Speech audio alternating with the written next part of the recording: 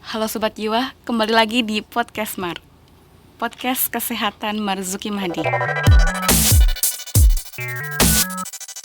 Kami dari Pusat Kesehatan Jiwa Nasional Rumah Sakit Marzuki Mahdi mengucapkan selamat Hari Kesehatan Jiwa Sedunia tahun 2024. Kita semua berhak menjadi manusia yang sehat, produktif, dan juga menjadi manusia yang lebih baik. Dan adapun tema dari Hari Kesehatan Jiwa Sedunia tahun 2024 ini yaitu sudah waktunya kita memprioritaskan kesehatan jiwa di lingkungan kerja. Baik, telah hadir di tengah-tengah kita yaitu Dr. Lahargo Kembaren, SPKJ. Beliau merupakan dokter spesialis kesehatan jiwa di Pusat Kesehatan Jiwa Nasional Rumah Sakit Marzuki Mahdi. Selamat pagi, Dok. Selamat pagi, salam sehat jiwa. Salam sehat. Oke, baik Dok, terkait dengan tema pada podcast hari ini, sebenarnya kalau ditanya gitu ya, apa kabar sih hari ini gitu ya? Secara fisik itu sehat gitu ya. Cuman kalau secara mental itu sehat apa belum gitu ya. Dan dengan tema yang sekarang, seberapa penting sih Dok kesehatan jiwa ini, kesehatan mental ini di lingkungan kerja yang mendukung produktivitas untuk kinerja kita? Ya, sangat-sangat penting ya, karena kesehatan jiwa itu kan sama pentingnya dengan kesehatan fisik. Indonesia distribusi populasinya itu 70% adalah usia produktif. Artinya mereka bekerja tuh, punya pekerjaan di tingkat masing-masing. Dan ternyata diketahui bahwa di seluruh dunia, mereka yang usia produktif yang bekerja itu 15% tuh punya masalah dengan kesehatan jiwanya. Dan ini menyebabkan hilangnya waktu kerja sampai 12 miliar dan ternyata menurunkan produktivitas kerugian sampai 1 triliun US dollar setiap tahunnya. Nah, seperti itulah dampak ketika seseorang itu mengalami gangguan bagi kesehatan jiwa terhadap lingkungan kerjanya. Tetapi menarik juga bahwa sebenarnya pekerjaan yang layak itu ternyata baik sekali bagi kesehatan jiwa. Dan ternyata setiap orang itu ketika memiliki pekerjaan jadi punya rutinitas, jadi punya tujuan hidup, jadi punya makna hidup. Nah, ini yang bisa memberikan suatu proteksi bagi kesehatan jiwa.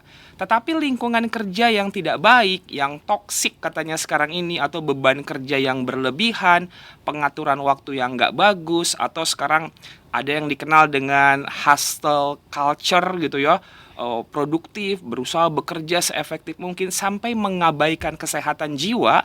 Nah, ini yang harus hati-hati nih, dan mungkin ini yang akan kita bahas ke depan. Oke, baik Dok. Kalau dari kasus-kasus yang dokter tangani ya Dok ya, seberapa sering atau gimana Dok menangani, adakah pekerja yang juga mengalami gangguan kesehatan mental, dan juga sebenarnya apa sih yang melatar belakangi gitu ya, faktor pencetusnya tuh seperti apa itu? Ya, cukup banyak juga ya pekerja-pekerja di berbagai sektor yang mengalami gangguan kesehatan mental ini. Dan kalau kita lihat dampak dari kesehatan mental terhadap pekerjaan itu ada 4 jenis dia, Mbak Ina. Yang pertama yang kita kenal dengan absenteeism. Absenteeism itu gara-gara gangguan kesehatan jiwanya, dia nggak masuk kerja gitu ya. Jadi nggak hadir di pekerjaan, cuti, sakit, bolos gitu ya. Ada yang kedua namanya presenteeism. Nah, presenteeism tuh dia masuk nih, datang gitu ya, tapi produktivitasnya tuh nggak ada, tidak optimal. Nah, ini juga menurunkan kinerja dari instansi atau institusinya. Baru yang ketiga itu adalah error and accident. Nah, ini bahaya nih, gara-gara masalah kesehatan jiwanya dia jadi nggak bisa fokus, nggak bisa konsentrasi, ada resiko untuk munculnya kesalahan dan kecelakaan kerja pada akhirnya. Dan dampak yang keempat dari masalah kesehatan jiwa itu adalah yang kita sebut produktivitas yang menurun. Produktivitas karena kinerja yang kurang bagus itu jadi berkurang. Dan ini biasanya nanti akan berujung yang bersangkutan jadinya dipecat gitu ya, atau diturunkan pangkat, golongan, jabatannya, dan bisa berdampak lebih berat juga ya bagi kesehatan jiwanya karena ini menjadi suatu tekanan, jadi suatu masalah tentunya. Nah, penyebab-penyebab kenapa orang ini terganggu jiwanya multifaktor ya. Bisa karena masalah di tempat kerjanya tersebut yang memang nggak cocok ya dengan minat, passionnya dia, atau beban kerja yang agak overload, berlebihan. Tidak ada waktu untuk bisa seimbang antara pekerjaan dan menjalankan kehidupan yang lain seperti hobi dan yang lainnya. Ataupun relasi yang nggak bagus dengan teman kerja. Dan juga kultur atau budaya di tempat kerja tersebut. Ada beberapa kultur atau budaya yang sifatnya kompetisi, saling menjatuhkan satu dengan yang lain. Atau sekarang kita kenal di tempat kerja tuh ada penyakit namanya SMS. Senang melihat orang susah, susah melihat orang senang gitu ya. Jadi ada kompetisi gitu ya. Karena sekarang kan banyak ya orang-orang tuh yang NPD, Narcissistic Personality Disorder. Pengen selalu jadi yang nomor satu, pusat perhatian. Bahkan rela tuh menjatuhkan orang lain gara-gara dia yang ingin menjadi yang paling utama. Ini kultur-kultur yang tidak baik ya tentunya di tempat kerja. Atau atasan yang kemudian tidak bisa bijak ya untuk melihat dan memilih tingkat-tingkat pekerjaan yang sesuai dengan anak buahnya. Ini menjadi penyebab-penyebab di tempat kerja. Tapi tidak jarang juga sebenarnya penyebabnya itu muncul di luar tempat pekerjaan. Misalnya ada masalah di keluarga, masalah finansial atau keuangan, dan masalah-masalah yang lain. Dan yang cukup banyak sekarang ini itu masalah mengenai judi online, pinjaman online. Wah, ini banyak pekerja-pekerja, karyawan-karyawan yang terjebak nih dengan hal yang seperti ini dan itu menimbulkan konsekuensi negatif yang lainnya. Oke, mulai hot ya nih dok Mulai ya. rame nih Mulai ya. rame ya. Dok, tadi dokter jelaskan tentang dampak-dampak ya dari gangguan kesehatan mental di dunia kerja. Sebenarnya peran dari manajemen gitu ya, tempat bekerja tuh adakah juga peran yang bisa dilakukan dari pihak manajemen supaya menciptakan budaya kerja yang produktif sehingga si karyawan itu bisa bekerja dengan nyaman, menghasilkan output yang optimal untuk tempat kerja, namun juga tetap bekerja dengan sehat jiwa. Ya, jadi penting sekali karena tema kesehatan jiwa ini mari kita prioritaskan gitu ya, kesehatan jiwa di tempat kerja. Ada yang kita sebut sebagai wellness program. Nah, wellness program ini adalah bagaimana setiap institusi penyedia lapangan kerja itu menciptakan suatu lingkungan kerja tuh yang kondusif, yang nyaman dan yang aman bagi mereka yang bekerja di sana. Ada beberapa prinsip yang bisa kita perhatikan. Yang pertama adalah protection from harm katanya. Jadi kita pastikan nih karyawan-karyawan yang bekerja di situ itu safety, aman gitu ya dalam kemudian bekerja. Tidak ada resiko-resiko yang berlebihan atau bisa diminimalkan resikonya. Yang kedua adalah connection and community. Nah, jadi si karyawan ini merasa memiliki dan terhubung dengan juga semua staf yang ada dalam lingkungan tersebut. Nah, ini juga akan memunculkan perasaan yang lebih nyaman dalam social support gitu ya. Kemudian ada work-life harmony. Nah, jadi harus balance nih gitu ya. Jadi kita bekerja itu kan prinsipnya apa tuh? Work hard, play hard, jangan lupa istirahat. Nah, biar nggak kena tipes gitu ya, istirahat. Jadi harus seimbang, harmoni. Kemudian adalah mattering at work. Artinya pekerjaan itu punya makna ya sesuai dengan passion kita. Kita mengerjakan sesuatu dengan segenap hati kita tuh ada tujuannya. Oh, saya ngerjain ini ada dampaknya ya, ada manfaatnya buat orang lain. Nah, itu juga memberikan suatu efek wellness ya dalam pekerjaan. Dan yang terakhir, di pekerjaan itu upayakan ada namanya opportunity to growth. Jadi ada pertumbuhan, ada kesempatan untuk kita meniti karir ke arah yang lebih tinggi, ke arah yang lebih baik, peningkatan pendapatan. Nah, itu yang kita sebut sebagai wellness program. Kalau setiap lapangan pekerjaan, tempat-tempat kerja itu punya prinsip-prinsip yang seperti tadi, maka mereka yang bekerja, mereka yang menjadi karyawan tentu bisa memiliki kesehatan jiwa yang baik. Oke, baik dok, tadi dokter jelaskan tentang keseimbangan ya, balancingnya. Juga tadi jelaskan tentang mungkin berpengaruh juga bagi pekerja yang juga sudah berumah tangga gitu ya dok ya. Mungkin ada masalah keluarga dengan pasangan mungkin atau dengan anak di rumah, tapi juga di dalam waktu yang sama itu dia harus berperan sebagai pekerja itu bagaimana dok? Itu supaya bisa seimbang, bisa menempatkan diri dan apa yang harus dilakukan itu dok? Ya, profesionalisme dan integritas di situ penting sekali, membedakan mana masalah pekerjaan dan mana masalah keluarga atau rumah tangga gitu ya. Jadi di situ memang perlu ada suatu boundaries ya, batasan-batasan. Kadang-kadang gitu ya, ada masalah di tempat kerja, datang ke rumah, ada anak, ada istri misalnya, marah-marah, emosi karena masih kebawa tuh. Nah, itu kita harus ciptakan boundariesnya atau batasan-batasannya. Ataupun sebaliknya, ada masalah di keluarga, kebawa ke tempat kerja sehingga kehilangan fokus, nggak bisa konsentrasi, dan ini berujung kepada performance yang buruk tentunya. Nah, kalau memang ada masalah, ada problem-problem seperti itu, atau ada stres ya, dimanapun kita berada, ya setiap pekerja itu perlu memiliki teknik manajemen stres yang baik tentunya ya, dalam menghadapi berbagai masalah, tekanan, konflik yang dihadapi dalam hidupnya sehari-hari. Oke, oh ya zaman sekarang nih dok, kita kan sudah terhubung dengan sosial media ya dok ya. Kita juga sering lihat curhatan-curhatan teman-teman nih di sosmed. Kayak misalnya contohnya, aduh kayaknya aku udah mulai stres nih sama pekerjaan. Kayak mental health aku nih udah agak terganggu nih, aku butuh healing gitu ya. Sebenarnya dok, kalau untuk pekerja yang sudah mulai stres tuh healing terbaiknya itu seperti apa? Karena juga banyak ada yang juga coping stresnya dengan olahraga, dengan juga hiking, itu gimana dok? Ya, jadi healing itu harus benar ya, jangan sampai nanti jadi hilang gitu ya, kalau healingnya nggak benar. Nah, jadi healing atau manajemen stres itu ada beberapa teknik sih ya, tapi biasanya saya bagi itu menjadi 4 langkah tuh. Langkah yang pertama adalah validasi dulu gitu ya. Jadi kalau kita mengalami perasaan-perasaan emosi yang negatif, kita validasi dulu. Oke, aku nggak baik-baik aja nih. Aku lagi sedih, aku lagi cemas, aku lagi kecewa, aku lagi marah. Perlu banget memvalidasi perasaan kita, bahwa itu adalah perasaan yang real yang kita rasakan, dan it's okay to not be okay dalam satu waktu hidup kita.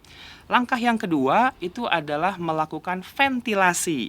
Jadi perasaan negatif yang tadi kita rasain, kita ventilasikan dengan cara journaling, menulis di buku harian, dear diary. Hari ini WhatsAppku hanya dibaca tapi nggak dibales, misalnya gitu ya. Boleh kok seperti itu. Atau nulis WA ke nomor kita sendiri, boleh. Atau bercerita dengan orang lain. Atau juga bernyanyi yang liriknya relate dengan kita gitu ya. Sekarang lagi ada lagu yang bagus tuh, apa? Tuhan, benarkah kau mendengarku? Wah, Kemana pergi doa-doaku? Ingin menyerah, tapi hati kecilku terus berbisik. Bertahanlah, ingat kau sudah sampai sejauh ini. Nah, itu kan relate misalnya ya dengan diri kita. Itu bagian dari ventilasi. Baru langkah ketiga namanya regulasi.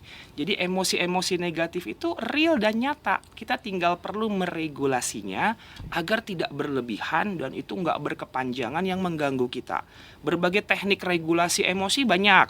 Ada namanya teknik nafas 478. Tarik nafas 4 detik, tahan 7 detik, hembuskan dari mulut 8 detik.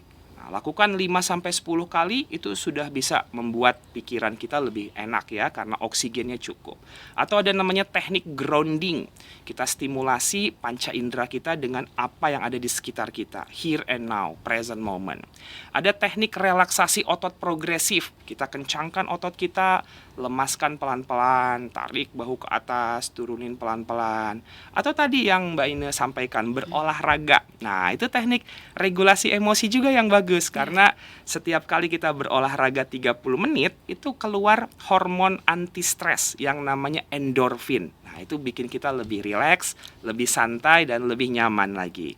Nah, baru langkah yang keempat, kalau udah melakukan itu semua, tapi kayaknya kok masih pikiran dan perasaan berat dan gak enak, langkah keempat adalah konsultasi. Nah, di PKJN, Rumah Sakit Jiwa Marzuki Mahdi Bogor ini banyak banget profesional kesehatan jiwa ya, tempat berkonsultasi. Misalnya ada psikiater, ada psikolog, ada pekerja sosial, ada perawat-perawat jiwa yang sangat terlatih. Nah, kita semua akan siap untuk membantu mereka yang punya masalah dengan kesehatan jiwanya. Baik, baik dok. Terkait dengan tadi yang dokter sampaikan tentang coping stress ya dok ya. Jadi kita juga bisa mengukur diri apakah kita bisa mengelola nih stres kita nih, masih bisa kita kelola dengan diri kita. Dan kapan kita harus sudah perlu tenaga ahli untuk bisa berkonsultasi untuk membantu dalam kendala yang kita hadapi gitu ya. Kalau boleh dijelaskan dok, kapan kita masih oke nih, awareness-nya dari kita ataukah dari sekitar? Kita masih oke memanage stres dengan diri kita atau kapan sign-nya, tandanya kita memang sudah butuh bantuan dari tenaga ahli gitu. Wah, ini pertanyaannya bagus banget gitu ya. Karena sering sekali ya orang itu menganggap kesehatan jiwa itu hanya karena apa? Aku orang iman nih, kurang bersyukur kali ini, kurang mendekatkan diri ya sama yang kuasa misalnya, sehingga ada stigma, ada diskriminasi ya tentang kesehatan jiwa. Tetapi ya benar, perlu kita melakukan self awareness. Nah, itu menyadari nih bahwa ada tanda-tanda masalah kesehatan jiwa. Nah, biasanya kita kenal dengan 4 tanda utama nih Mbak Ine. Yang pertama, kalau ada gejala emosi. Emosi kita kok jadinya gampang marah ya, senggol bacok gitu ya, merasa diabaikan, merasa dikucilkan, misalnya sedih yang agak berkepanjangan, gampang cemas, overthinking. Nah, itu gejala emosi. Baru yang kedua, itu ada gejala stres yang namanya gejala fisik. Nah, kita mulai nih, aduh sering sakit kepala, mual, mau muntah, GERD, perasaannya saluran pencernaannya penuh, kulit gatel, kemerahan, ototnya tegang. Tapi udah diperiksa normal-normal aja nih, nggak ada masalah apa-apa. Itu gejala fisik atau yang kita kenal dengan psikosomatis. Baru yang ketiga, gejala perilaku. Nah, perilakunya jadi berubah. Ada perilaku yang nggak bertujuan, gelisah, berulang-ulang. Pola tidurnya terganggu nih Mbak Ine. Jadinya tidurnya kepanjangan, kebanyakan. Atau ada juga yang sulit tidur yang kita sebut sebagai insomnia. Bisa juga perilaku yang berubah itu adalah pola makannya. Makan jadi nggak selera, atau sebaliknya jadi binge eating gitu ya, makan banyak, pesen terus makanan-makanan online misalnya kalau lagi stres. Baru yang keempat yang kita sebut gejala kognitif pada stres, yaitu ketika kita udah mulai kehilangan fokus, nggak bisa konsentrasi, pekerjaan yang sebelumnya cepat dan mudah kok ini menjadi lebih lambat dan sulit ya untuk kita kerjakan.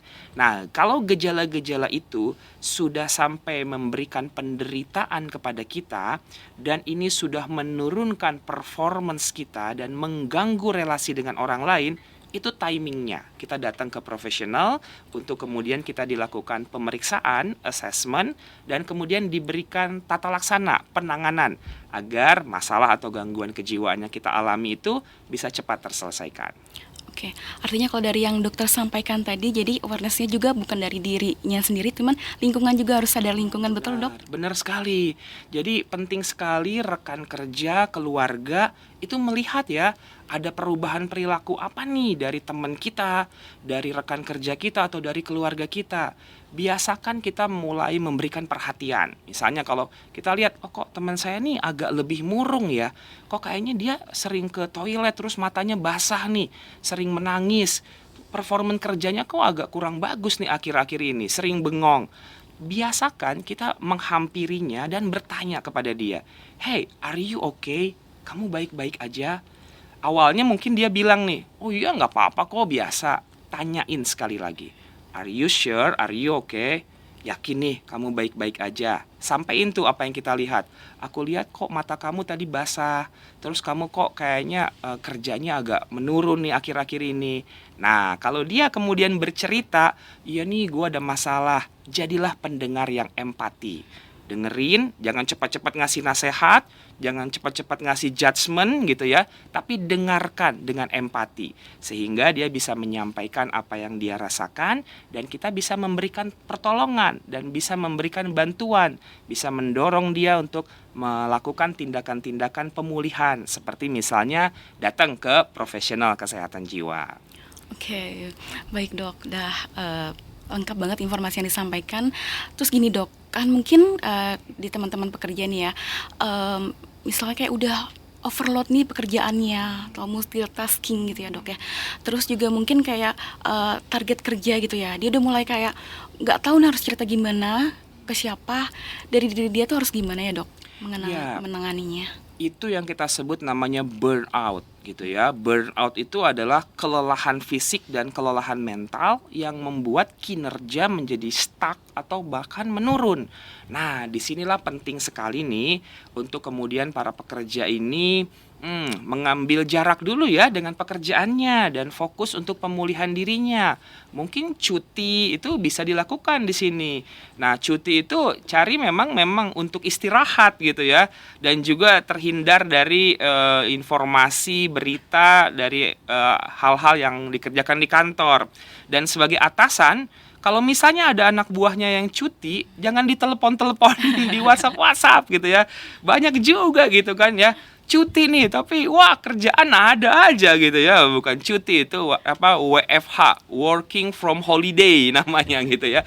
Wah, itu nggak boleh juga gitu ya. Kalau ada bawahan kita yang cuti ya, itu kesempatan buat dia untuk kemudian recharge gitu ya. Karena tadi udah ada burnout, kelelahan fisik, kelelahan mental yang membuat kinerjanya menjadi menurun. Nah, saya rasa itu bisa dilakukan. Atau bisa juga di kantor itu saya lihat sekarang ini ada ruangan-ruangan untuk rileks, santai, nyaman. Ada ruang karaoke gitu ya, ruang untuk hangout, ada coffee shop misalnya, ada fasilitas olahraga yang bisa dimanfaatkan gitu ya, atau ada tempat untuk bengong gitu ya. Nah, itu juga boleh juga gitu ya. Nah, kalau di rumah sakit kita ini lumayan bagus sebenarnya ya, banyak pohon-pohonan rindang gitu ya, tempat-tempat terbuka, mungkin bisa juga itu dimanfaatkan. Oke, baik dok. Tadi dokter jelaskan tentang yang bisa dilakukan di lingkungan kerja kalau sudah stres gitu ya dok. Sebenarnya berarti gangguan kesehatan jiwa ini butuh kerjasama selain dari diri sendiri dan juga dari pihak manajemen mungkin ya dok, yang dapat mendukung bahwa karyawannya dapat bekerja dengan aman, produktif dan juga masih sehat jiwa gitu ya dok. Kalau boleh dijelaskan lebih detail, tadi dokter sudah jelaskan mungkin ada ruang untuk coffee shop gitu ya, ruang untuk karaoke. Selain itu apa sih yang bisa dilakukan, tips dari dokter nih untuk manajemen nih agar bisa memanage gitu ya coping stress dari pegawainya, apakah dengan dialog kinerja kah ataukah yang lain gitu? Ya, jadi prinsip-prinsipnya adalah setiap pekerja akan mengeluarkan potensi terbaiknya kalau itu sesuai dengan passionnya dan juga sesuai dengan kompetensinya. Nah, di situ pasti akan nyaman tuh kerjanya. Jadi sebagai manajerial gitu ya, perlu melihat hal itu gitu ya, talent dan potensinya seperti apa. Kemudian, berikanlah waktu yang seimbang ya, work-life balance. Bahkan sekarang namanya disebut work-life integration. Nah, jadi harus terintegrasi itu antara kehidupan bekerja, tadi hustle culture gitu ya, dengan waktu-waktu istirahat. Lihat tuh, ada kesempatan nggak anak buahnya ini untuk rileks, santai, menjalankan hobinya dengan teman-teman atau dengan berkumpul dengan keluarga. Nah, itu juga perlu didorong untuk hal-hal yang demikian. Jangan kerja-kerja mulu. Sekarang ini dengan teknologi informasi gitu ya, bisa nge-zoom rapat gitu ya. Sore sampai tengah malam gitu. Wah, itu kan udah nggak sehat lagi gitu ya. Jadi harus work-life balance, harmoni, work-life integration itu harus dilakukan. Dan itu di tingkat manajemen tentunya ya, yang memikirkan dan mengatur tuh ritme serta waktunya. Dan setuju tadi ada dialog ya, komunikasi antara atasan dan bawahan gitu kan. Karena ya apalah atasan tanpa bawahan gitu ya. Meskipun banyak ya bawahan di Tanah Abang gitu ya. Tapi ya keseimbangannya itu penting banget, bahwa kita bekerja dalam satu tim gitu ya, bahwa semuanya punya peranan yang sama-sama pentingnya kok gitu ya.